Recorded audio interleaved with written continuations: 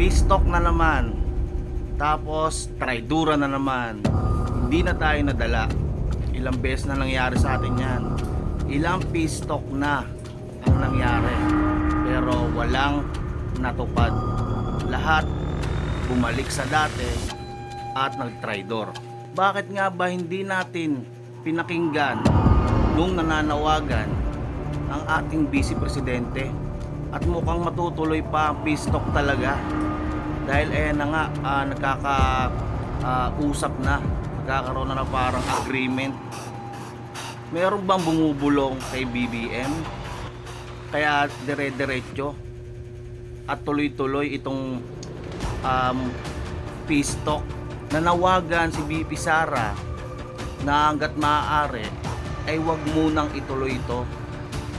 Dahil ang alam ni BP Sara, dahil galing yan sa Davao, maraming inabutan at nasaksiyang mga gera yan at mga strategy ng mga traiduran. Hindi ko alam kung bakit si BBM ay talagang confident na ituloy ang peace talk sa mga kaliwa.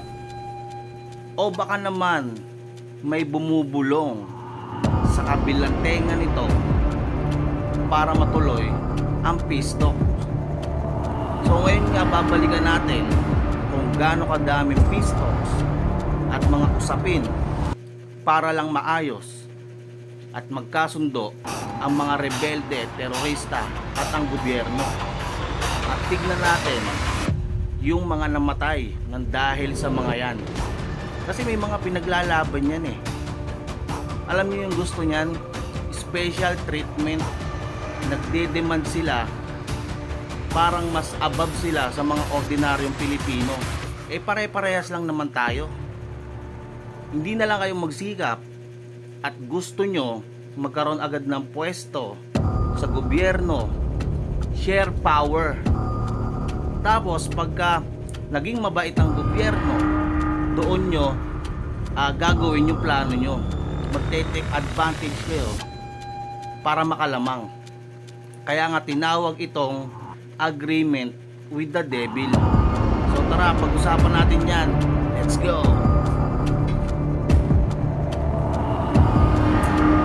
Kalahating dekada, urong-sulong din ang usaping pangkapayapaan.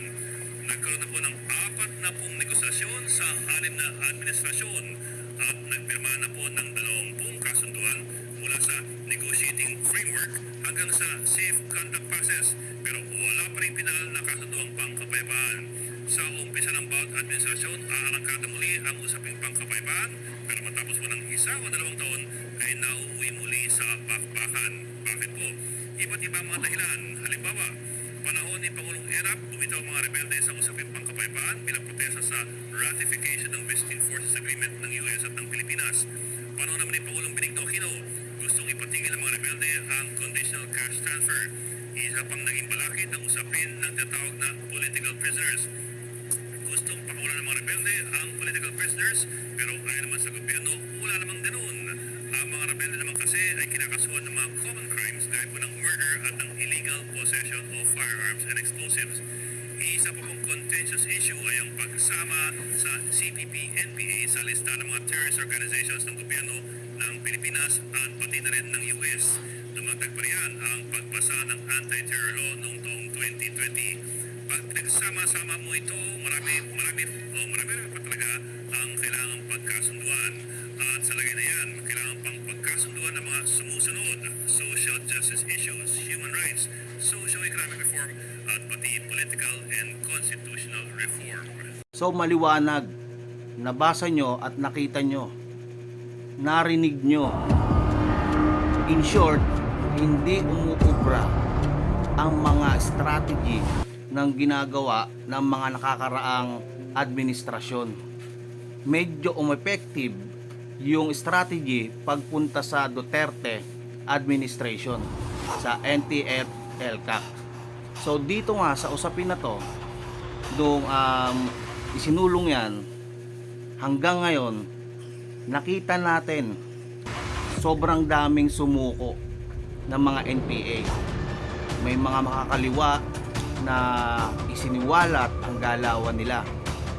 Nagbigay ng mga impormasyon kung paano at kung ano ang ginagawang step ng mga makakaliwa. In short, nakakuha tayo ng idea sa kanila para magtuloy-tuloy at maubos na sila. Ngayon nga, paubos na sila. Pwede mo na nga rin sabihin na ubos na eh. Kasi lahat, ano na eh, nadali na eh. Kaya nagtataka ako kung bakit bibigyan ng peace talk yung mga talo na, yung wala na. Sino bibigyan mo ng peace talk doon? Baka iyan na naman ang maging dahilan kaya para dumami yung mga yan. Posible yan. Dahil nakita naman natin, tuwing magkakaroon ng peace talk, doon lumalakas ang puwersa ng mga yan. Kaya nagtataka ako kay PBBM kung saan galing ang idea na magkaroon ng peace talk, samantalang wala nang dapat i-peace talk. Ang dapat na lang gawin, ituloy kung ano yung effective na ginawa ni Pangulong Duterte. Dapat ituloy na lang yun, consistent, kasi effective eh. Ganun siya kasimple sa usapin na yan. Meron talaga dyan na bumubulong sa Pangulo natin, kaya nangyayari ang mga yan. Napaka awkward eh. Kahit nga yung panawagan ni BP Sara tinabla. Balikan natin no, yung panawagan ni BP Sara. Malinaw na malinaw yung sinabi niya at sinapubliko niya para lang lumabas sa mapanood ng mga tao, sa mga media, na talagang sure siya, sigurado siya na hindi uubra o walang sense na magkaroon ng peace talk ngayon. Panoorin natin ha. Balikan natin. Pero hindi ang pagbibigay ng amnestiya ang daan sa kapayapaan. Ang dapat natin gawin ay pagpatuloy ang ating mga nasimulan sa NTF-ELCAC at mas palakasin pa ang mga ito. Panalo na tayo. Lumalaban na ang mga komunidad. Mr. President, the government's statement with the NDFP in Oslo was an agreement with the devil. Napatunayan na natin sa kasaysayan na hindi sila seryoso at wala silang sinseridad sa usaping pangkapayapaan. Gagamitin nila itong peace negotiation sa pagtraidor sa pamahalaan at paglinlang sa taong bayan. We appeal to your power to review these proclamations and agreements. Apo BBM, sana po ay isalang-alang natin ang ating mga komunidad na naging pugad ng mga terorista sa mahabang panahon na ngayon ay lumalaban na at tumutulong sa pamahalaan. Eto, tignan nyo ah.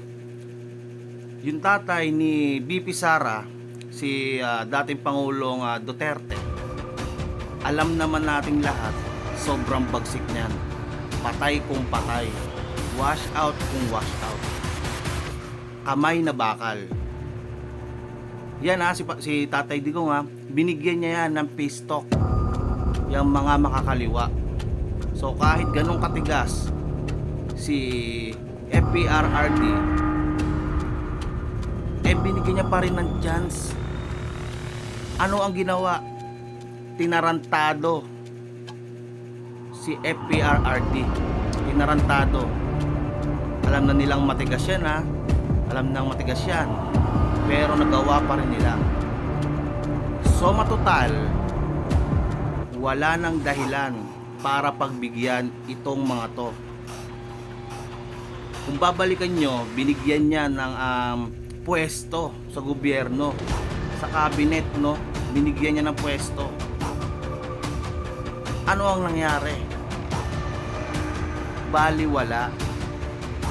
Bakit hindi tayo nadadala? At ayan na naman ang kinakatakutan ng karamihan, na peace talk, na kung kailan nga naman nagka peace talk, doon nagkakagulo. Hindi ako makamove on sa sa peace talk, kasi naaalala ko yung kay Tatay Digong nga naman binigyan ka na ng pwesto yung mga makakaliwa dahil nga gusto nyo ng katahimikan, gusto rin naman ng gobyerno katahimikan para sa mga tao.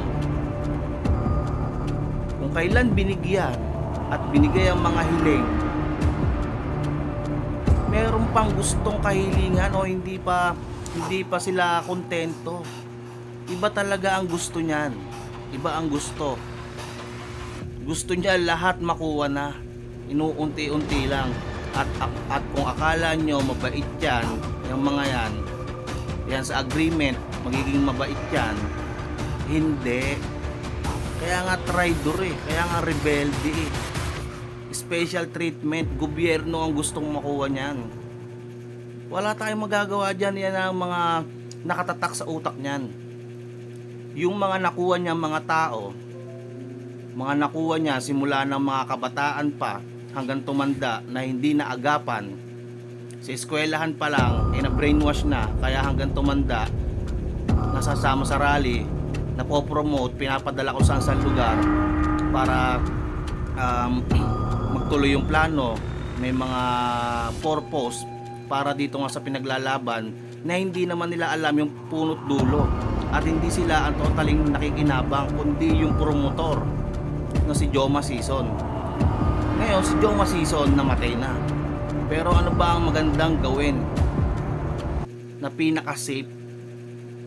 Ituloy kung ano nga yung sinimulan ni Tatay Digong hanggang maging one person na lang ang matira, hanggang all out mapasuko na. Kasi napaka-effective. Nakakapanghinayang lang bilang ordinaryong Pilipino na kung alin ang effective hindi ginagamit. Kung papansin nyo, magkaiba si PRRD at si PBBM. Alam naman natin na mabait si PBBM.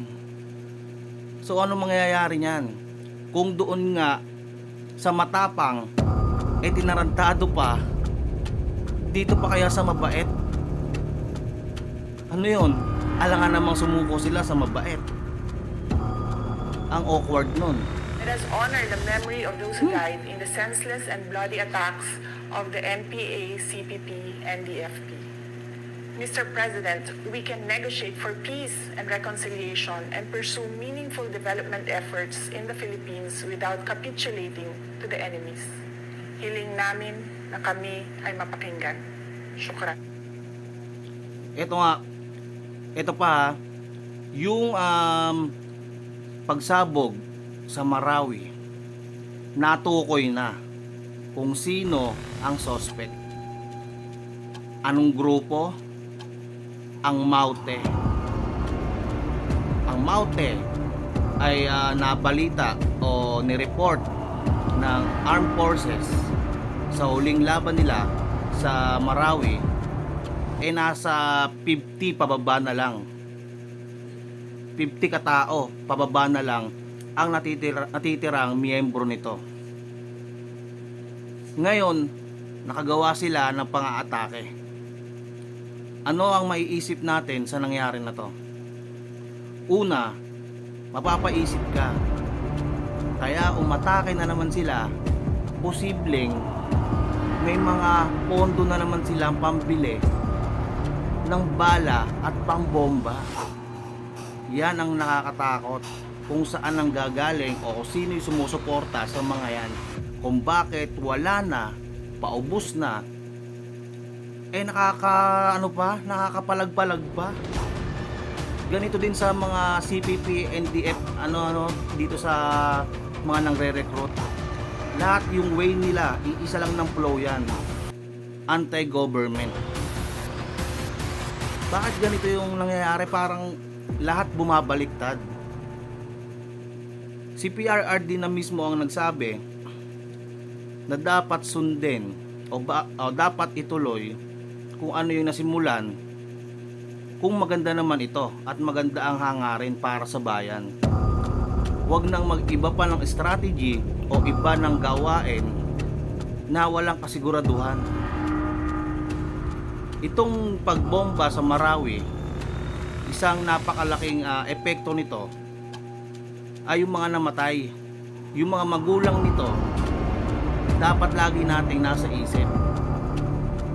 Parang ang dating kasi, nababypass natin yung pagiging magulang nila at yung pagkawala ng mga taong to. Respeto na lang din sa mga namatay. Namatay na eh. Tapos peace talks lang. Hindi na mababalik yung buhay ng mga yon. Ang dapat na lang gawin, mapanatili para hindi na dumami o mangyari pa yung mga ganon. Kahit sobrang stricto, mas okay yun kesa naman sobrang bait. Alam naman natin sa panahon ngayon, sa panahon pa ngayon na kapag sobrang bait mo, aabusuhin ka. Ganyan ang nangyayari. Nakakaawa lang yung mga namamatay. Ano yun, pagka sa susunod may namatay na naman, peace talks na naman. Tapos pag nabigyan na naman yan ng mga kahilingan nila, yung mga makakaliwa, nakuha na naman yung mga gusto nila, edi magkakaroon na naman sila ng chance na makapanlaban. Kasi kung iisipin natin, kung mabibigyan ng peace talks yan at mga agreement, oo, nag-deal sila. Lahat man ng agreement na maganda, na ginamitan talaga ng talino, at akala natin magiging mapayapa lahat at wala na silang magagawa o hindi na nila may isipang gumawa ng masama, nagkakamali tayo dyan. Kaya nga nagkaroon ng tinatawag na traidor. Ano ba ang definition sa inyo ng traidor? Kaya nga traidor eh. At ano ba ang definition sa inyo ng terorista? Kapag nagbansag kang terorista o kasama ka sa grupo ng terorista, masama ka ng tao. Kumbaga malabo ka na. 5% na siguro, 10% na lang chance mo na pwede ang magbago. Malabo pa sa sabaw ng dinuguan. Ganon ka labo. Peace talk kung kailan wala na. Ano yun? Grabe naman yun. Ay nako. CRP and the NDFP ay nagkatuto. Ang importante sa amin, this was initiated by General Bautista and also supported and helped by Secretary. Yan mismo no, yung mga makakaliwa. Nagsalita na rin sila na agree sila. Hindi nakakakalma, hindi parang may kakaibang pakiramdam yung pag-agree nila na yan. Nakakatakot yung mga demonyo tas bigla maging mabait. Parang himala Himala yan. Tingnan nyo naman yung mga taga-fronta nila. Ayan, mapapanood natin at maririnig natin. Talagang ibibigay doon nila yung best nila at susunod sila. Talaga lang Talaga lang. Congress with the approval of President Marcos. Yung ibang mga opinions, kanya-kanya na yan Para sa amin, we will do the best to make the talks succeed. Meanwhile, the Philippine Army clarifies they support President Marcos's peace initiatives. Ito pa. Bukod sa mga namatay, sa mga bombahan, yung mga taong walang kamalay-malay, isa sa pinakamalaki ang ginagampanan o papel dito, yung mga sundalo, yung mga kapulisan. Dahil sila ang tagapangalaga ng bayan tagapagligtas. Sila ang pumopronta sa bakbakan, dead or alive, para sa bayan. So yung mga namatay, yung mga sundalo, kapulisan na naglingkod at tapat na nakipaglaban para sa kapayapaan ng bayan, mababalitaan na peace talk lang pala. Peace talk, parang binaypas natin, nakakaawa, parang nakaka-bad trip na hindi mo alam, lalo sa pamilya nila. Nakaka-disappoint. Namatay na, wala na, hindi na babalik yan kahit gaano kadaming pera, hindi ka magkakaroon ng chance para bumuhay ng isang tao. Nakakaawa.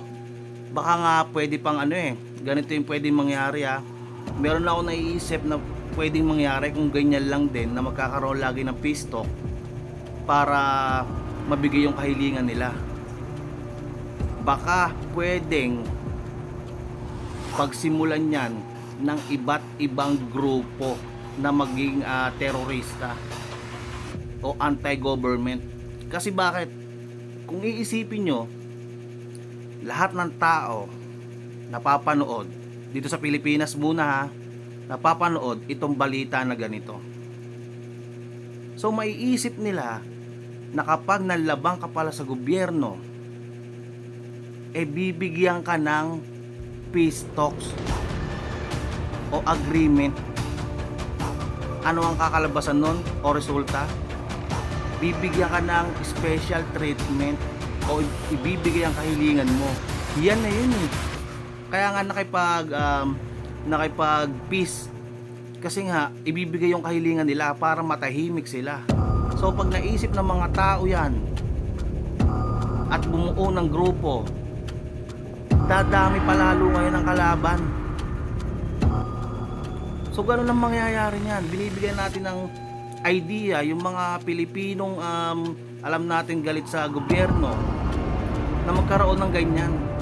Kasi peace talk lang ang ibibigay natin, na may alam naman natin na kapag peace talk may mapapala ka. Di talo dito ang gobyerno, ang talo dito yung mga kalaban. Bakit parang sila pa ang win-win? Napaka-strict ng usapin na yan.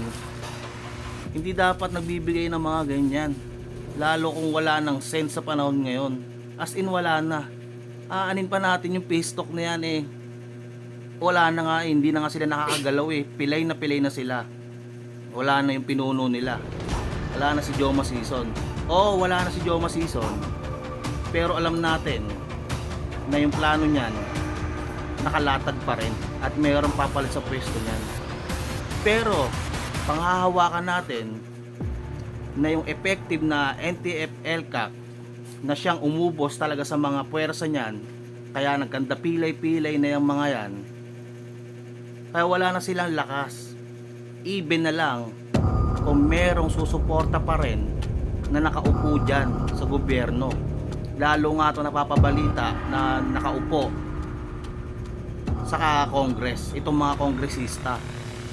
Isa na dyan si Raul Manuel, na protektor at kasapi ng komunista. So yan ang mga natitirang protektor at posibleng nagbibigay ng kalakasan, kaya nagtutuloy ang mga yan. So mali, para sa akin na mali. AFP Chief Romeo Browner Jr. earlier said in a media interview some soldiers share the Vice President's distrust of the peace talks. The peace panels of both parties are still being formed while negotiations are expected to begin next year. 3 days after Mindanao State University gymnasium bombing, authorities presented to the media the CCTV footage of the suspects believed to be behind the death. Alam nyo mga kababayan, naisip ko lang, bigla nagkaroon ng mga ganyang kaguluhan simula nung dumikit si Speaker Martin Romualdez. Napansin ko lang, baga sa akin na lang siguro yon. Sinare ko lang din, nasa inyo na yon kung papaniwalaan nyo o hindi. Pero pansin ko talaga na simula nung dumikit nadikit si Romualdez, nabigyan pa ngayon ng dahil nga speaker siya, nagsunod-sunod na yan. Hindi mo alam kung ano ang gusto, pero malamang naman sa malamang unang lapag ni BBM pagkapanalo, pareha sila ni Sara ng mithiin. Pansin nyo, nung mga sumusunod na mga ilang buwan until now, nag-iba na yung flow ng ginagawa ni BBM. From consistent, naging parang binabatikos na siya. Hindi natin alam, siya lang naman ang nakadikit dyan. Kaya kung siya ang susundin, malabo eh. Kasi nga senador, hindi nanalo yan eh. Si speaker, hindi nanalo yan. May issue pa nga ngayon yan eh, sa 1.8 billion. Alam niyo yung nangyari? Naging classroom ng mga elementary yung Congress. Samot-saring mga ugali ang nilabas. Nakakahiya. Ikaw mapapanood mo yung mga ganong hearing. Kaya nga hearing eh. Pag sinabing hearing, papakinggan mo yung mga statement. Papakinggan mo yung tao. Dahil magsasalita siya. Hindi pa nahuhusgahan yung tao. Hindi pa napatunayan. Dinidinig pa lang. Papakinggan yung mga sinasabi kung tugma sa mga pangyayari, sa statement niya, tapos ididikit sa batas kung may mali o may nilabag o wala. Kumbaga papakinggan mo, in short, napakasimple, papakinggan. Hearing nga eh. Ang ginawa nung kongresista doon ay nakipagsagutan. Diyos ko no. Para mga batang hindi mo alam yung mga ugali, may makulit, may sinungaling, may nakita yung kaaway, biglang nag super saiyan, ganun ang nangyari. Iyakan ng iyakan, mga nakasibangot. Ano ba naman yan? Yan ba yung mga professional? Yan ba yung dapat mga nakaupo dyan sa Congress?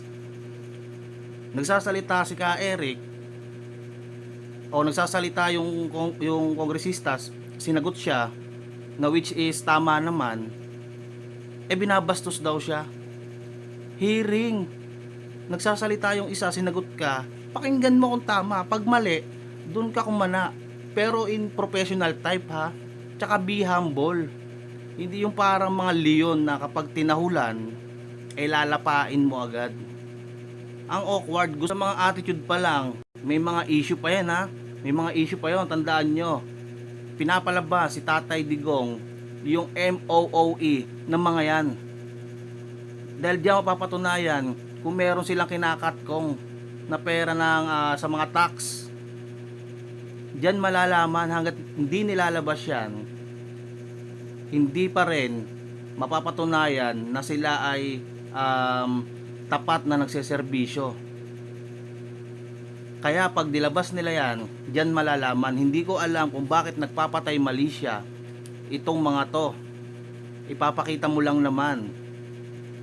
Ano ang magiging epekto nun? Magiging maganda o maayos yung tingin sa'yo ng mga tao. Dahil tapat ka eh. Same as dito kay Speaker Martin na sa 1.8 billion na tinanong lang naman, malinaw naman kahit ilang replay nyong gawin sa video ni Ka Eric, sinabi niya, pinatanong sa kanya, kaya siya tinanong niya, pakisagot daw. Edi malinaw na may nagpapatanong. Agad pinatawag sa hearing, nagtrending, tapos pinakita sa hearing, ganong attitude lang.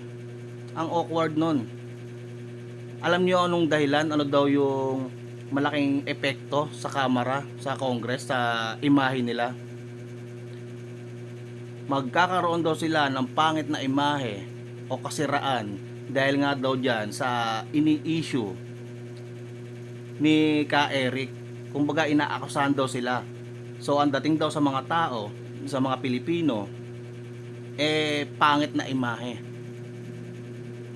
Ngayon pa kayo nag-iiyak na pangit ang imahe nyo dyan.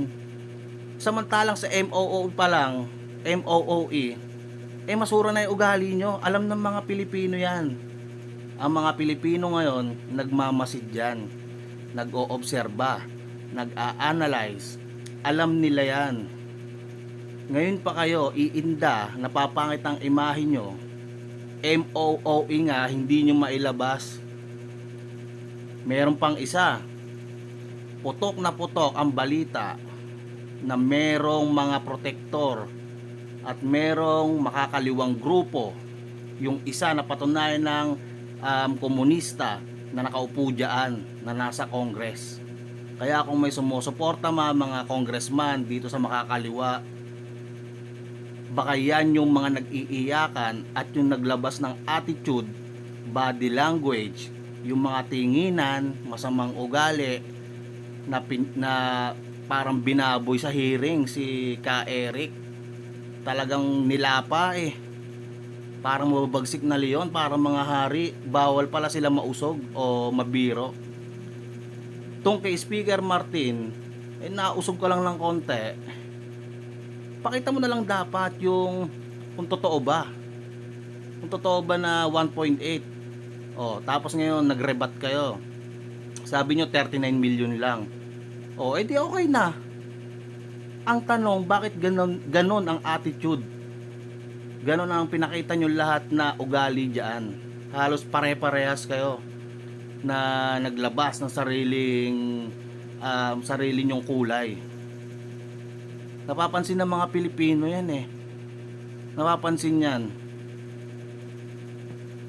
Plus, the video showed that at 6:27 in the morning, two men were seen on a motorcycle heading towards the MSU gymnasium. One of the suspects was wearing a white long-sleeve shirt, gray pants, a hat, a face mask, and carrying a black bag. Another suspect, the motorcycle driver, was wearing a black long-sleeve shirt with a hood, a red hat, jeans, and a face mask. At 7:03 a.m., they were seen entering the main entrance of the MSU gymnasium.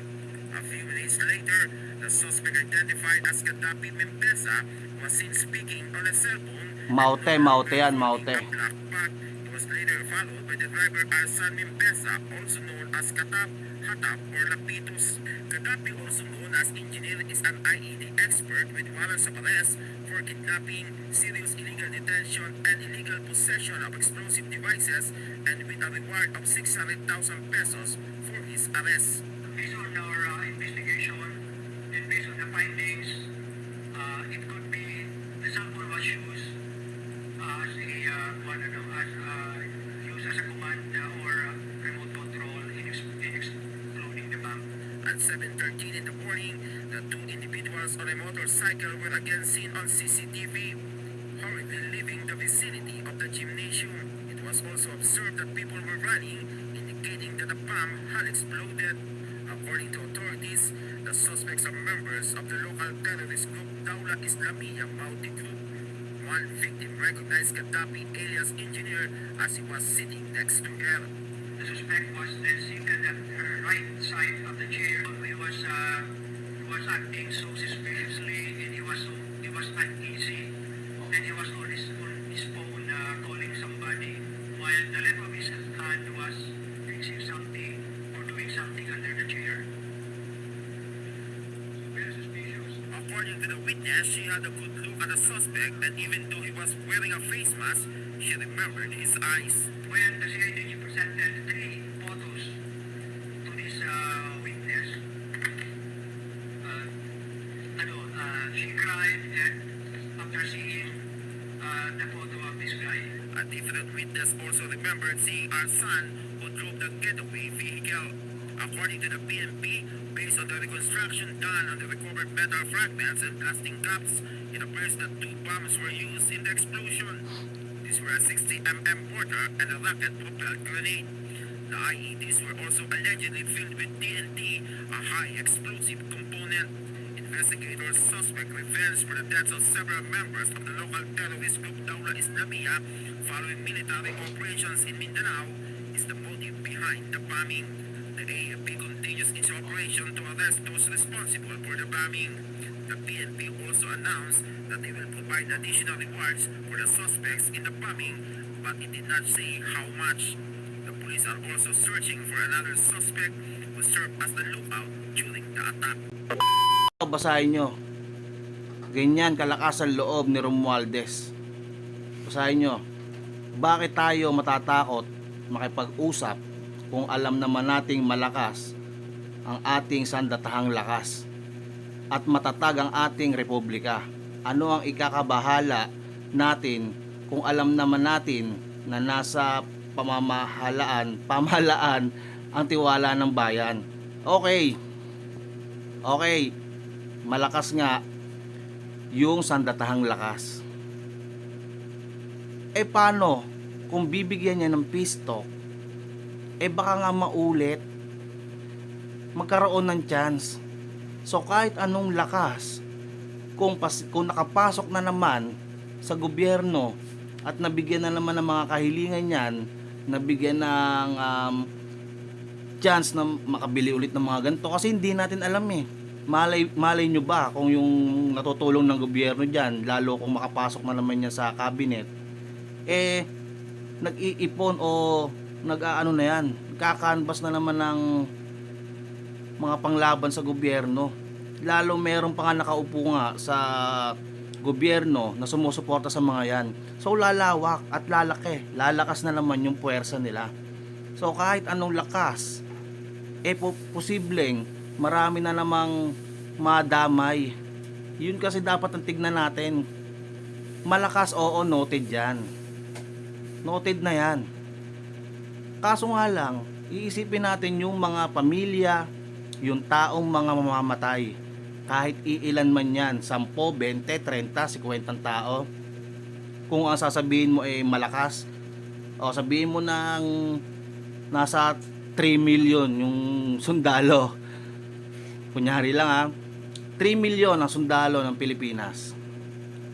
Nakitel ang 100 o 500 sundalo. Hindi ka ba maaawa doon? Hindi mo ba gagamitin ang pinakamatalinong desisyon at idea para lang hindi magkamatay yung ibang sundalo, pati ibang kababayan natin na madamay?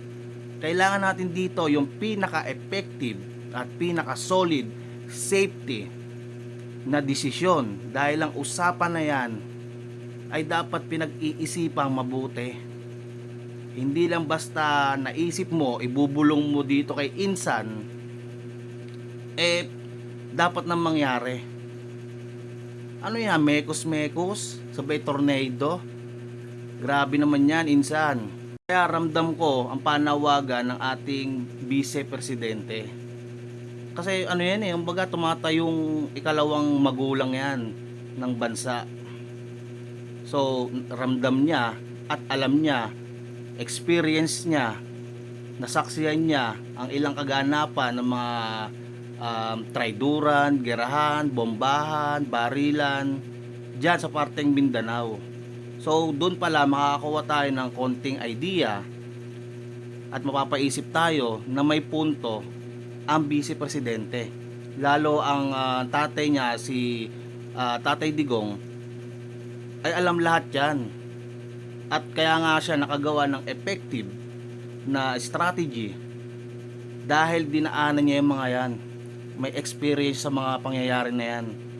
So kailangan talaga nating ituloy kung ano ang ginawa ni Tatay Digong na strategy. At huwag tayong maniniwala sa mga bulong-bulungan na mekos-mekos na yan.